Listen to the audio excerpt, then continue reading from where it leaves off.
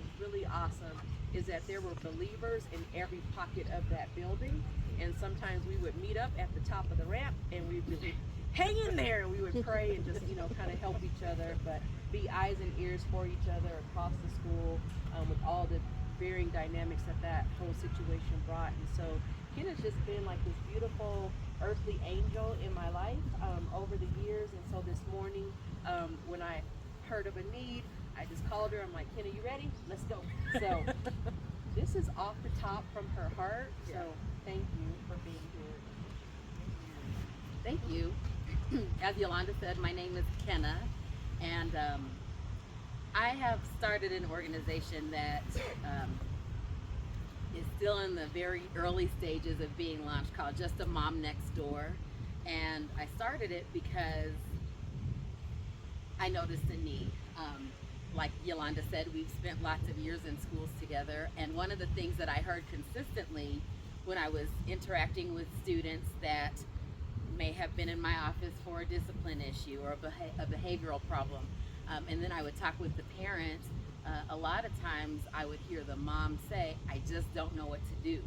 And as I went through my time as an administrator and navigated that process for how we deal with discipline, I knew that there was something missing, and that missing piece was equipping the parents to be able to help their child to avoid having to navigate those situations. And so I went to school and got certified in some coaching things so that I could be able to know what I'm talking about outside of the education realm when I'm supporting parents. And so that's where Just a Mom Next Door was born. So in my process of trying to build that up and figure out what that brand was going to look like, and I'm launching Facebook pages and building websites and all the things that go along with trying to get your name out there, I got hacked. And this was very recent. This was a couple weeks ago.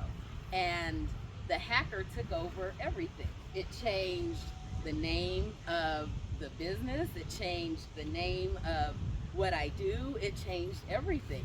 And I was like, what am I going to do with this? So I went into a little mini breakdown moment for a little while I tried to figure out how to take my stuff back. And I thought I had figured it out. So a week later, I went into my email and I saw a message that said, we noticed some suspicious activity has happened in your account. Click here to verify your identity. So I clicked there, and instantly I knew I was hacked again. And that time it took over my phone. So it had access to your whole life is on your phone, right? And as I thought about that situation, I got more and more angry because I thought this was a setup from the start. Like when I got hacked a week ago, it was to do this again to be able to access more of what was going on in my life. And as I thought about that, I thought, isn't that just how the enemy works? The Bible tells us that the enemy seeks to and fro, looking for who he may devour. And it's not just a one-time pot shot at you. It's not just, I'm going to get you and then leave you alone. He's setting us up from the start.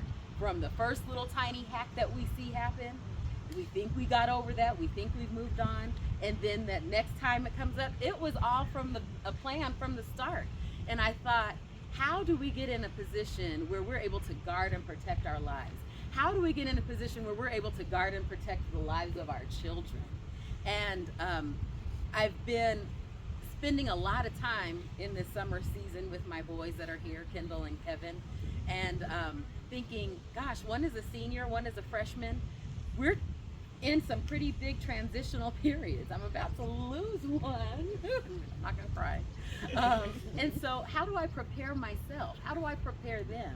And what we've been doing is together, sometimes willingly, sometimes not, together looking for ways that I can help to prepare them to guard their own hearts, their own lives. At the same time, how do I guard my heart and my life? So we've spent a lot of time in Ephesians 1.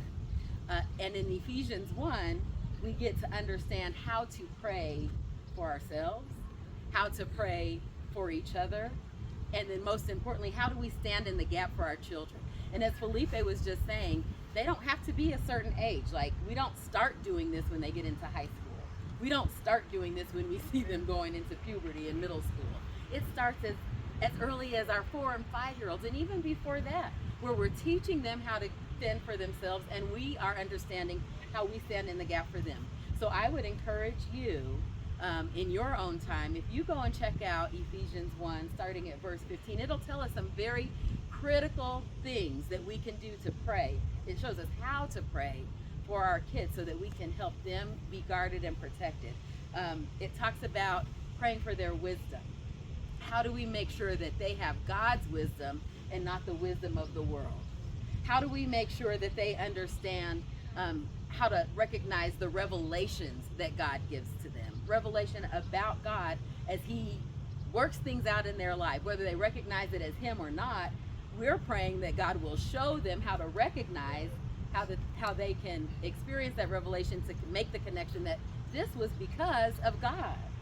It tells us how to pray for them to understand how to be enlightened in the ways of God. How do I recognize that the things that I'm good at, the gifts and the talents that God's given me, how do I use that for Him?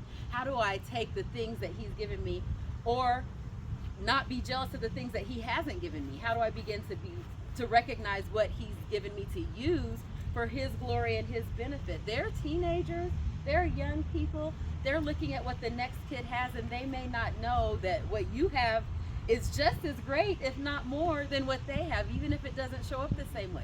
So how do we help them understand those things? It comes through prayer, by submitting them to Him and asking, seeking God on their behalf, standing in that gap for them. Felipe talked about showing up. Where did he go? There you go. Felipe talked about standing or showing up. A lot of times we can't show up in person, but what we can do is stand in the gap when we can't be there physically with them. And so these are the ways that we're able to do that. So I hope that as we continue this time together, and as we begin to pray for each other and for our children and for our educators, that's what we're doing for them. We are standing in the gap for them, seeking God for their provision, their protection, guarding their hearts and their minds against all the things that will come against them. And if you need a place to start, you can start that in Ephesians 1. And I'll stop there. Thank you. That's what I call being ready in season and out. I think we spoke like